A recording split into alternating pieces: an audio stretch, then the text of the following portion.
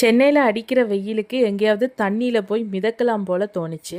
So நமக்கு பக்கத்தில் இருக்கக்கூடிய தடாக்கு போகலாம் அப்படின்னு நேற்று முடிவு பண்ணி போயிருந்தோம். நாங்கள் தடா ரீச் பண்ணும்போது 12:30 ஆயிடுச்சு. ரொம்பவே வெயிலாக இருந்தது. ஸோ கொண்டு போன சாப்பாடெல்லாம் ஃபர்ஸ்ட் எடுத்து வச்சு சாப்பிட்டுட்டு அதுக்கப்புறமா தான் தண்ணிக்கு போனோம். லாஸ்ட் இயர் கூட மார்ச் ஏப்ரலில் நாங்கள் தடா போயிருந்தோம். 2 டைம்ஸ் போயிருக்கோம்.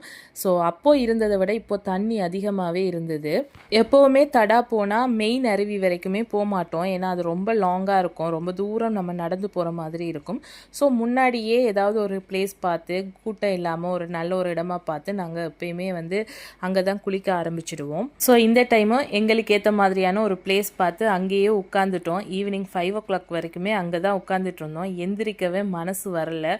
அந்த தண்ணியிலேயே படுத்து தூங்கி எந்திரிச்சு ஐஸ்வர்யா ராய் ரேஞ்சுக்கு நம்மளை இமேஜின் பண்ணிட்டு உசுரே போதே சாங்குக்கு ரீக்ரியேஷன் எல்லாம் பண்ணிட்டு இருந்தேன். எப்போவுமே தண்ணியை பார்த்தா பயந்துட்டே தண்ணியில் இறங்கவே மாட்டான் என்னோட குட்டி பையன். ஆனால் இந்த டைம் அவன் ரொம்பவே என்ஜாய் பண்ணி விளையாடிட்டு இருந்தான். அதாவது குரங்குங்களும் நாங்களும் ஒரே இடத்துல நின்று குளிச்சுட்டு இருந்தோம் அப்படின்னு சொல்லலாம். ஸோ ஈவினிங் வரைக்கும் அங்கேயே நல்லா என்ஜாய் பண்ணிவிட்டு அதுக்கப்புறமா தான் கிளம்பினோம். இது ஈவினிங் 5 o'clock எடுத்தது. பாருங்கள் அப்போவே வெயில் எப்படி இருக்குதுன்னு சொல்லிட்டு. அந்த தண்ணியில் இருக்கும்போது அப்படி நடுக்கம் எடுத்துடுச்சு. ஆனால் வெளியில் வந்தோன்னே அவ்வளோ வெயிலாக இருந்துச்சு. தடா ஃபால்ஸ் என்ட்ரன்ஸில் இப்போது குழந்தைங்க விளையாடுற மாதிரி ப்ளே ஏரியா ரெடி பண்ணியிருக்காங்க. ரொம்பவே சூப்பராக நீட்டாக ரெடி பண்ணியிருக்காங்க. குழந்தைங்க நல்லா விளையாடக்கூடிய மாதிரி இருக்குது. எங்கள் ஊரில் எல்லாம் விக்ஸ் மரம்னு சொல்லக்கூடிய யூக்கலிப்டஸ் மரம் நிறையவே இருக்குது அந்த ஏரியாவில்.